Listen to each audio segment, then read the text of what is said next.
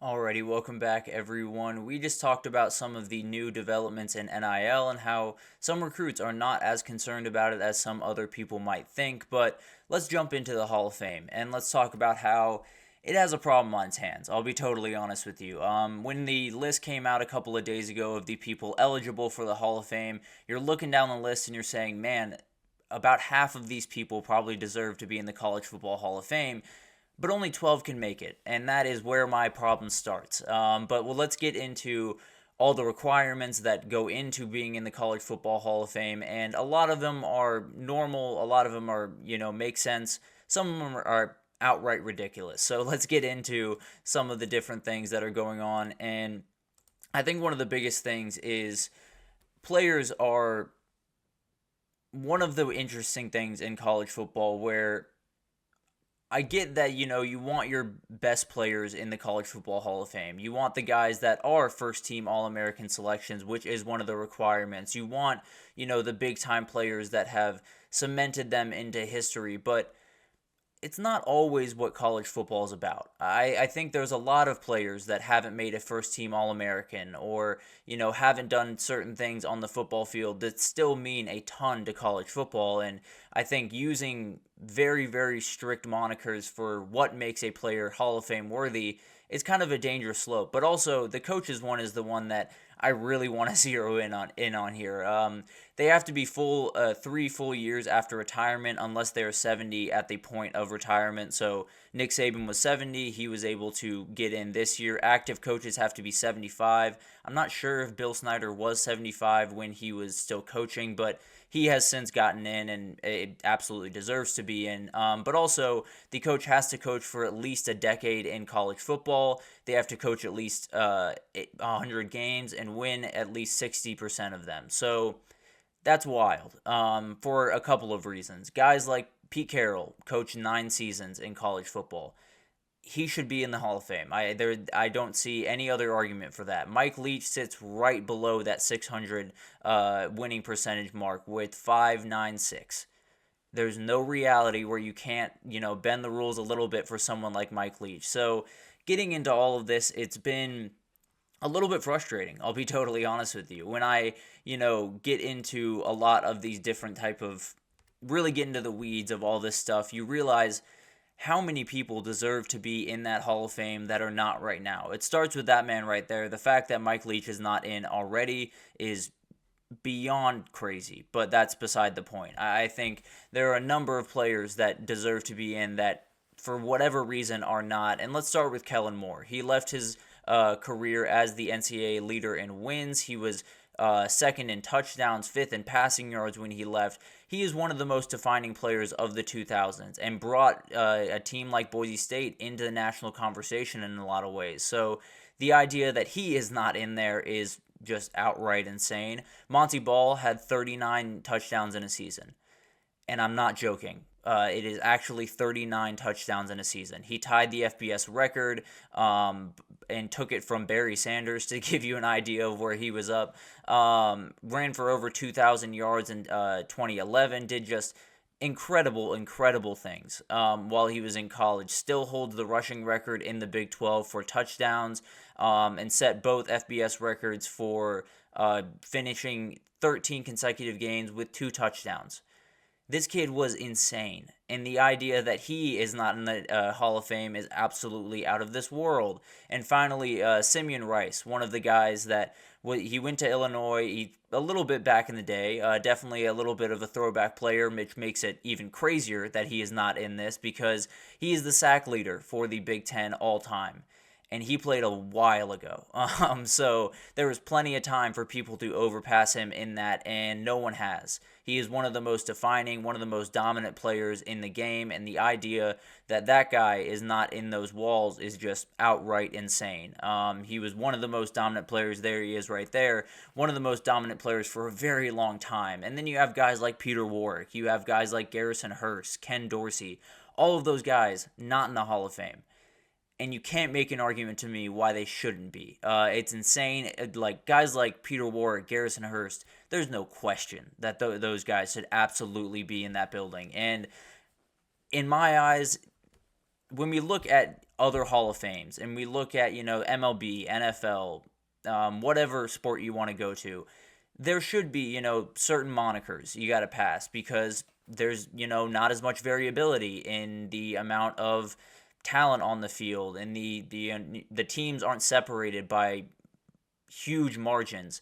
In college football, they are, which means that there's a lot of fantastic players. There's a lot of fantastic coaches that kind of drew the short end of the straw where they had to play really good players, or it's a running back that was just absolutely remarkable throughout his career but didn't make an All-American because he ran up against a couple other that were around him at the same exact time that should be in the Hall of Fame. So it's a flawed system. I'll be totally honest with you. Letting 12 guys in every year is way too few. When you have a sport that is so multiple, that is so different, that has so many names that define it every single year, the idea that we have, only 12 slots to fill is insane. There should never be a cap on how many people can make the Hall of Fame in a certain year because not every year is the same in terms of how many people deserve it. So I don't want to be pushing guys into a 12 person cap when they don't deserve it, and vice versa. I don't want to cut out people that absolutely deserve it, but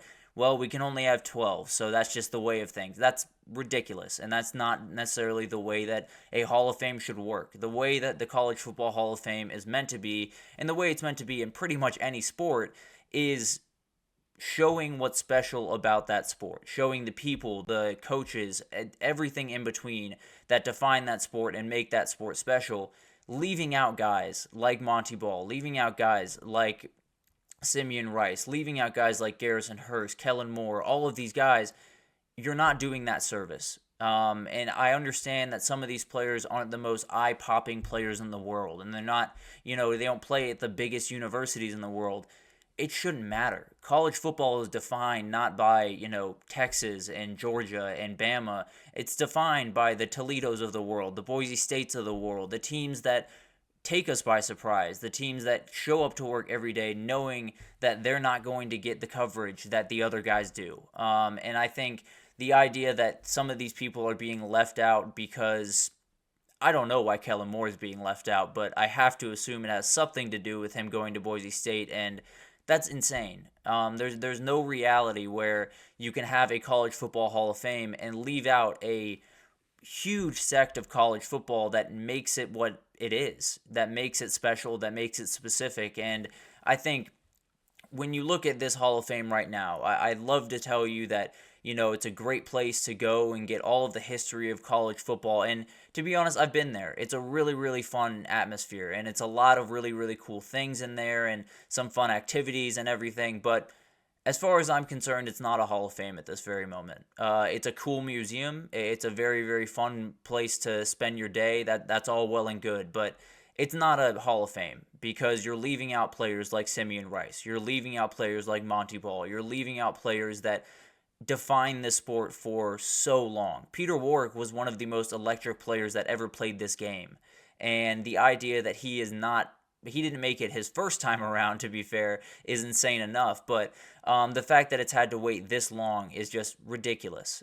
So something needs to change, whether that's the cap on 12 people. That has to change regardless of what we do going forward, because only letting 12 people into a Hall of Fame that, you have thousands of people coming out every single year from college football, that's outright insane. And there's so many different ways that I can kind of go about proving this, but the reality is the best example of why this is not a Hall of Fame, the best example of why this is not the way that a Hall of Fame should work and it's not honoring what the sport is about, is it doesn't have Mike Leach in it.